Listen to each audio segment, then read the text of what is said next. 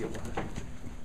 Coach, obviously you've played against Matt Gates for 4 years. I mean, what were your takes on just the way he played tonight? Well, you know, Diebler did that to us last year down the stretch where he had a game where he just got into a groove and we tried to make him work hard for him. I thought we did. We finally disrupted him to some extent. If he was going to make shots, we wanted him to be tough twos. But he got hot, and you know, we've had Ben Bruss has done that for us. Josh Gosher's had some streaks. Jordan's had some streaks, but he's on a consistent streak. He's playing really well, and we knew it. It's not like we were surprised. But you got to give a guy credit when he can knock those kind of shots down. There's a lot of hands, a lot of up hands. It wasn't hand down, man down. It was some tough shots, fading away. I had a night like that once.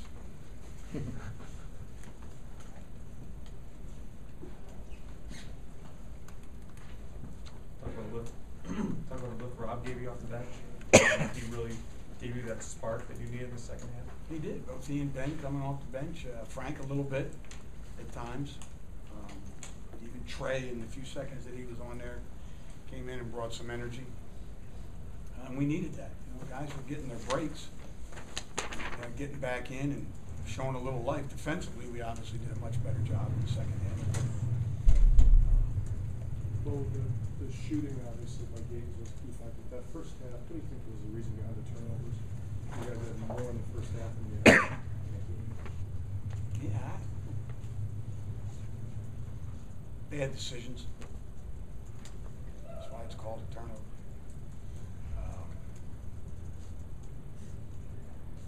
I don't think you can describe it any other way. Guys a little anxious, trying to make the great play rather than the good play, things like that. It's part of the game, but usually for us it's not 11 and a half. Just better decisions, ball fakes.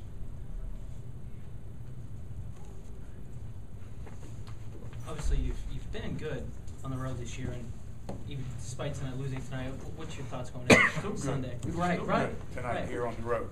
Yeah. What? You You know anything about Iowa's team?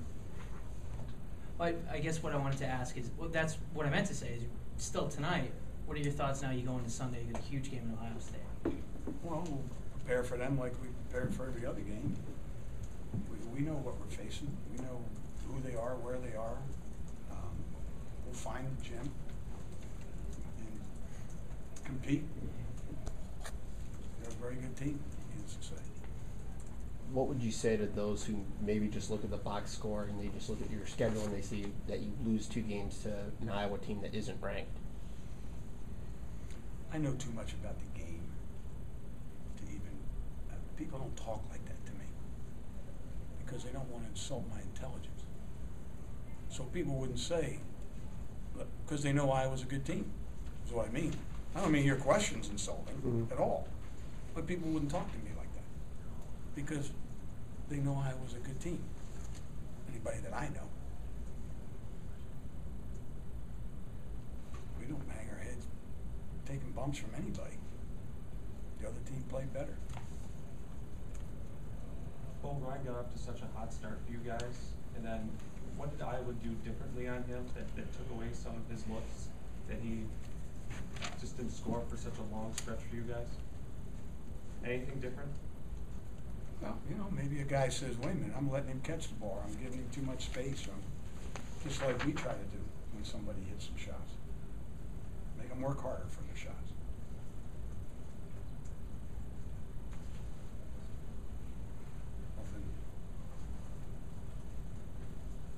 Nothing where you go to a manual and look it up and say, okay.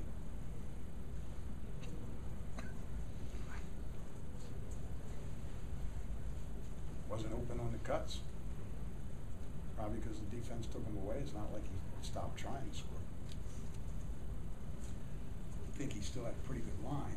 I don't have my readers on. Thought we shot it pretty well. Any other questions? Wisconsin players will be outside the Wisconsin locker room.